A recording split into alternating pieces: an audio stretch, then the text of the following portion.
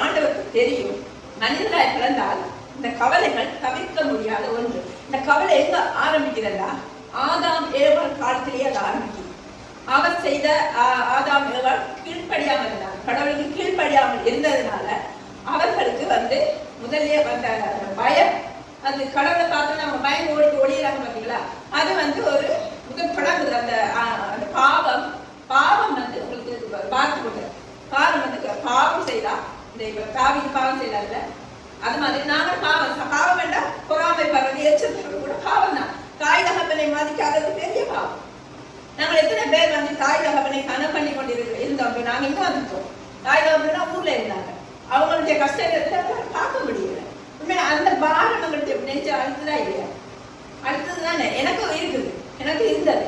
என்னுடைய அம்மா இறந்தது போது என்னால் போக முடியும். அந்த பாரம் என்னுடைய நெஞ்சில் இருக்கு. ஆனா